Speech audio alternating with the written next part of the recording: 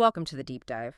Our source material today is definitely not what we usually work with. It's really just one piece of digital info, a single redirect notice.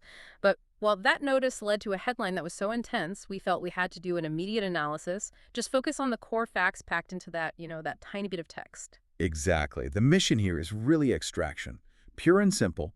We want to look past any dramatic framing and just pull out the key facts for you. So who's involved, what's the proposed action, and where is it happening?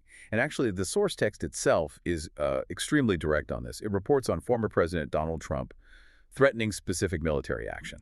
And giving orders. Okay, right. Let's unpack that a bit. The source, it immediately flags the main subject, Donald Trump. No ambiguity there. And in the specific location mentioned, the target for this threatened action, Nigeria. Just seeing those two together, Trump and Nigeria, immediately, sets off some serious geopolitical alarms, really sets the stage for a high-stakes situation. And what's really fascinating here is the action being proposed, or at least how it was phrased in the source. The link describes this threat as intending to go guns a-blazing. Guns a-blazing, right. Yeah, which you have to admit sounds less like something from a National Security Council briefing. Definitely. And maybe more like a movie tagline. And using that kind of colloquial, aggressive language in what's reported as a formal context, it often suggests the source might be aiming for, well, immediate impact, maybe virality. Right. More than strict journalistic neutrality, perhaps? It could be, yeah. It's a kind of deliberate tension used to really grab your attention. Okay, but here's where, for me at least, it gets really interesting, maybe concerning. It's not just the aggressive phrase itself, it's where the source says this language was directed. The source actually details a specific order being given, a command issued to the Pentagon. The order, to plan for potential strike. Yeah. And that detail, that changes everything, doesn't it? It feels like we move from just, strong words or rhetoric to a specific directed instruction aimed right at the U.S. military establishment. That does raise a really important point about how military planning typically works.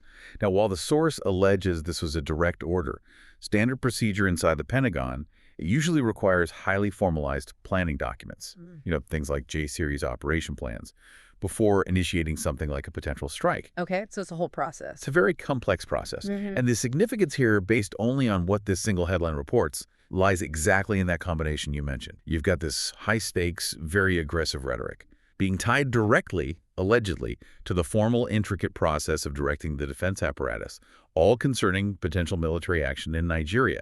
And just to be clear, we are strictly reporting the contents of this single headline here.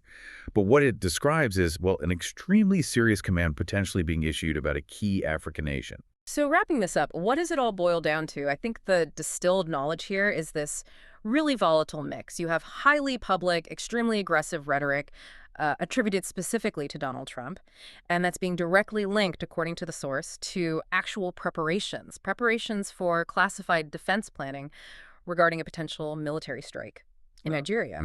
Which leaves us and you with a final kind of provocative thought to chew on. When you're trying to evaluate how serious an official directive to the Pentagon actually is, especially one that could kick off complex, potentially costly planning, what's the real-world impact of having that order reportedly prefaced by a phrase like "go guns a-blazing"? Does that sort of highly casual, aggressive language actually elevate the urgency, make it seem more immediate? Or perhaps does it signal something else entirely, maybe about the intended scope or even the political intent behind the military planning that was allegedly ordered? Something for you to mull over.